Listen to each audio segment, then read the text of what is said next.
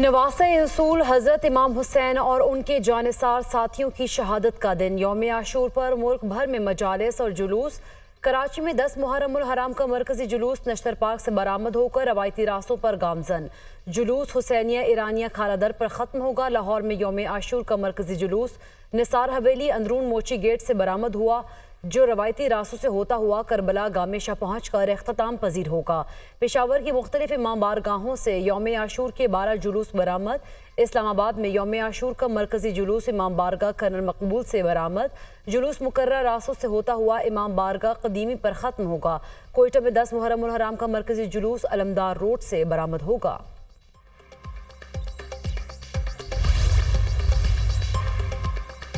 حضرت امام حسین نے مشکلات کے باوجود ظالم حکمران کے خلاف کلمہ حق بلند کیا۔ صدر آصف علی زرداری کا یوم عاشور پر پیغام، کہا فلسطینی اور کشمیری عوام کی جدوجہد ان کے پائیدار عزم اور استقلال کا ثبوت ہے۔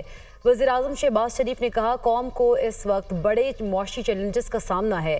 آج کے دن ہمیں تجزیہ کرنا چاہیے کون سے عناصر خود غرضانہ مفادات کے لیے اتحاد اور اتفاق کو نقصان پہنچانا چاہتے ہیں۔ آزمائشوں میں بہادری اور ثابت قدمی کا مظاہرہ کریں۔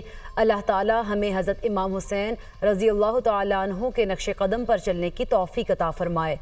وفاقی وزیر داخلہ محسن نقوی نے کہا یہ دن ہمیں صبر و برداشت اور حق پر ڈٹ جانے کا درس دیتا ہے۔ امام حسین کی شہادت صدائے انقلاب ہے جو ہر دور میں بلند ہوتی رہے گی۔ وزیر اعلیٰ مریم نواز نے اپنے پیغام میں کہا حضرت امام حسین اور ان کے ساتھی حق اور سچ کی راہ پر چلنے والوں کے لیے مینار نور ہیں۔ داستان کربلا رہتی دنیا تک مظلوم قوموں کو جرأت و حوصلہ عطا کرتی رہے گی۔ چیئرمین پیپلز پارٹی بلاول بھٹو کا کہنا ہے کہ نواسۂ رسول صلی اللہ علیہ وآلہ وسلم اور ان کے خاندان کی قربانیاں تمام انسانیت کے لیے روشنی کا چراغ ہیں۔ کراچی کے مختلف علاقوں میں موبائل فون سروس متاثر، شہر میں آج بھی موٹر سائیکل کی ڈبل سواری پر پابندی، اسلحے کی نمائش، ڈرون اڑانے پر بھی پابندی۔ پنجاب میں جلوس مجالس والے علاقوں میں موبائل سروس معطل، راولپنڈی میں جلوسوں کے اختتام تک موبائل فون سروس بند رہے گی۔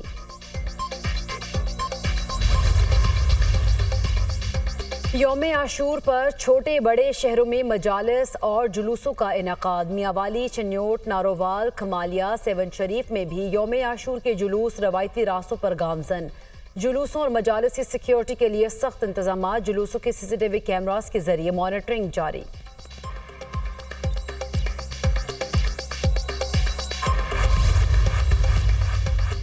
مختلف ممالک میں بھی یوم عاشور منایا گیا۔ عراق کے شہر کربلا میں لاکھوں عزادار روضہ امام حسین پر جمع ہوئے، ماتم اور عزاداری کی۔ ایران کے مختلف شہروں میں یوم عاشور کے جلوس نکالے گئے، شام ڈھلتے ہی شام غریبہ کی مجالس برپا کی گئیں۔ فرانس کی دارالحکومت پیرس میں روایتی جلوس برآمد ہوئے، کینیڈا کے شہر ٹورنٹو میں جلوس نکالا گیا، مقبوضہ کشمیر میں یوم عاشور کا جلوس برآمد ہوا۔ دہشت گردوں کے حملے میں شہید جوانوں کی نماز جنازہ بنو چھاؤنی میں ادا، پاک فوج کے سینئر افسران، جوانوں، شہریوں، شہداء کے لواحقین کی شرکت۔ شہید اہلکار آبائی علاقوں میں مکمل فوجی اعزاز کے ساتھ سپرد خاک۔ ISPR کا کہنا ہے کہ شہداء کی عظیم قربانیاں کسی صورت رائیگاں نہیں جائیں گی۔ مادر وطن سے دہشت گردی کی لعنت اور آخری دہشت گرد کے خاتمے تک یہ جنگ جاری رہے گی۔ 15 جولائی کی صبح 10 دہشت گردوں کے گروپ نے بنو چھاؤنی پر حملہ کیا۔ سیکیورٹی فورسز نے دہشت گردوں کی چھاؤنی میں داخل ہونے کی کوشش ناکام بنا دی۔ سیکیورٹی فورسز کے جوانوں نے تمام 10 دہشت گردوں کو جہنم واصل کر دیا۔ دہشت گردی کی کارروائی حافظ گل بہادر گروپ نے کی۔ یہ گروپ افغانستان سے پاکستان میں کارروائیاں کرتا ہے۔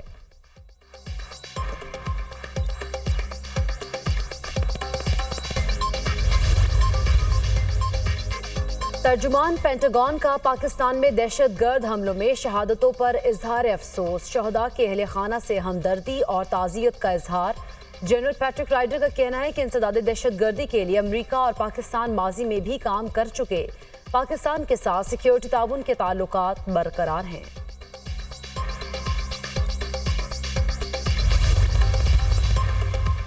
امریکہ کا دہشت گردی کے خلاف پاکستان کے اقدامات اور قربانیوں کا اعتراف، فوجی جوانوں کی شہادت پر افسوس کا اظہار۔ ترجمان امریکی محکمہ خارجہ میتھیو ویلر کہتے ہیں پاکستانی عوام نے دہشت گردی سے بہت نقصان اٹھایا، اس ناسور کا خاتمہ پاکستان اور امریکہ کا مشترکہ مفاد ہے۔ امریکہ کئی معاملات میں پاکستان کے ساتھ مل کر کام کر رہا ہے۔ امریکہ پاکستان کی معیشت بہتر کرنے کے لیے بھی کوشاں ہے۔ طالبان اپنی سرحدیں دہشت گردی کے لیے استعمال نہ ہونے دیں۔ علاقائی سلامتی کو لاحق خطرات سے نمٹنے میں پاکستان کے ساتھ ہے۔ میتھیو ملر کی واشنگٹن میں پریس کانفرنس۔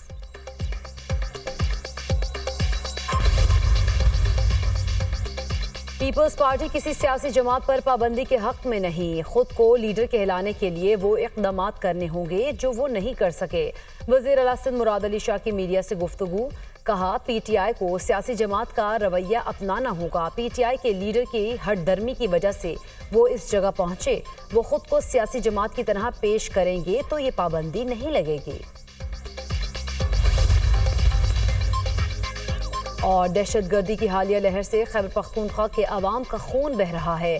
صوبائی حکومت پر دہشت گردی کی ذمہ داری ڈالنا وفاق کی ناکامی کا ثبوت ہے۔ خواجہ آصف کے بیانات شہداء کے ورثاء کی دل آزاری کا سبب بن رہے ہیں۔ مشیر اطلاعات بیرسٹر سیف کا وزیر دفاع خواجہ آصف پر تنقید۔ کہا سب کو پتہ ہے کہ دہشت گردی کراس بارڈر مسئلہ ہے۔ خواجہ آصف کو صوبائی حکومت کے خلاف بیانات سے گریز کرنا چاہیے۔ جسٹس ریٹائرڈ مشیر عالم کا ایڈ ہاک جج بننے سے انکار۔ جسٹس مشیر عالم نے چیف جسٹس قاضی فائزیزہ کو جوابی خط لکھ دیا۔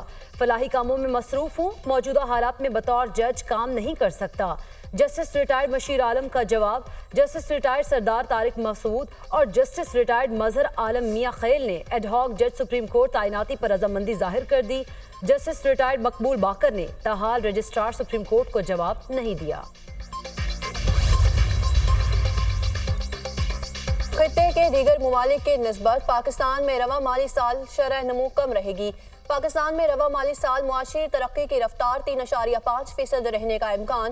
حکومت نے نئے بجٹ میں معاشی ترقی کا ہدف 3.6% مقرر کیا۔ گزشتہ مالی سال پاکستان میں معاشی شرح نمو 2% رہی۔ آئی ایم ایف کی ورلڈ اکنامک آؤٹ لک رپورٹ جاری۔ آئی ایم ایف کی عالمی سطح پر اجناس کی قیمتیں بڑھنے کی پیش گوئی۔ عالمی معیشت اس سال 3.3% کی شرح سے ترقی کرے گی۔ عالمی سطح پر مہنگائی اور شرح سود بلند سطح پر رہنے کا امکان۔ لاہور کے مختلف علاقوں میں بادل برس پڑے۔ کراچی، تھربارکر، عمرکوٹ میں بارش کا امکان۔ اسلام آباد، بالائی خیبر پختونخوا میں بھی بارش متوقع۔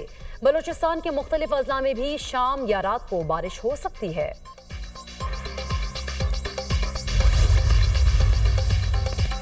دریا خان میں 40,000 لیٹر پیٹرول سے بھرا ٹینکر الٹ گیا۔ حادثہ ڈرائیور کو نیند آنے کے باعث پیش آیا۔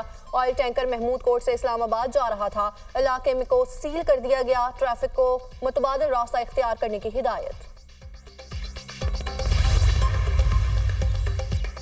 پاکستانی نژاد برطانوی رکن پارلیمنٹ شبانہ محمود نے برطانیہ کی پہلی مسلمان اور خاتون لارڈ چانسلر کے طور پر حلف اٹھا لیا۔ پہلی بار کسی لارڈ چانسلر نے قرآن پاک پر حلف اٹھایا۔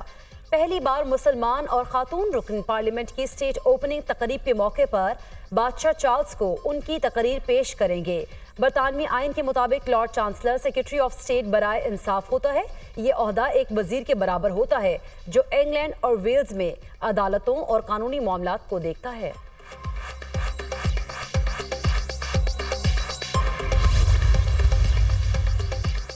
مسقط میں مسجد پر حملے کی ذمہ داری داعش نے قبول کر لی۔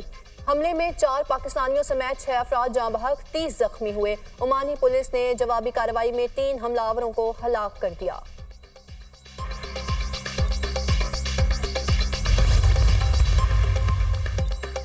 سابق امریکی صدر ڈونلڈ ٹرمپ نے قاتلانہ حملے کی تمام صورتحال بیان کر دی۔ امریکی میڈیا کو انٹرویو میں ٹرمپ نے کہا ریلی کے دوران فائرنگ سے میرے کان کا حصہ کٹ گیا۔ سیکیورٹی اہلکاروں کے ٹکرانے سے میرے جوتے اتر گئے۔ زمین پر گرنے سے بازو میں شدید چوٹیں آئیں۔ ریلی کے شرکاء پرسکون رہے، انہیں سراہتا ہوں۔ ٹرمپ کا کہنا تھا فائرنگ سے ہلاک ہونے والے کارکن کی آخری رسومات میں شرکت کروں گا۔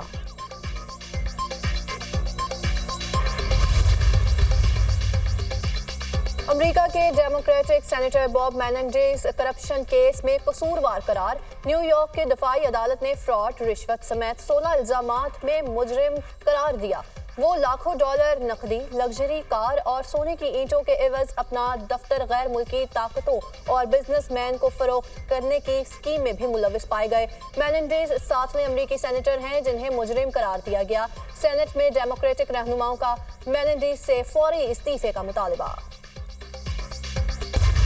غزہ میں قابض اسرائیلی افواج کی وحشیانہ کارروائیاں جاری۔ نصیرات، خان یونس، جبالیہ اور دیر البلاح کے اطراف میں حملے، 1 گھنٹے میں 48 افراد شہید۔ 5 روز میں اسرائیلی فوج نے درجنوں پناہ گزین کیمپوں اور اقوام متحدہ کے اسکولوں کو نشانہ بنایا۔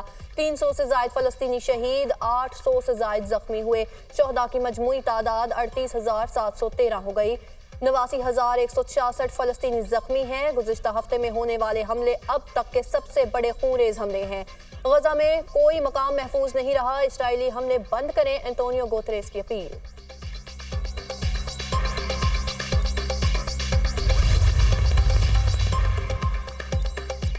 سعودی کابینہ کی غزہ میں اسرائیلی جنگ کی مذمت۔ سعودی ولی عہد شہزادہ محمد بن سلمان کی زیر صدارت کابینہ کا اجلاس۔ غزہ میں فوری اور مستقل جنگ بندی اور مقبوضہ فلسطینی علاقوں میں شہریوں کو تحفظ فراہم کرنے کے مطالبے کا اعادہ۔ سعودی ولی عہد سے امریکی سینٹ کی خارجہ کمیٹی کے سینیٹر کرس وان ہالن کی ملاقات۔ دو طرفہ تعلقات، تعاون کے پہلوؤں کا جائزہ، دیگر کئی امور پر تبادلہ خیال۔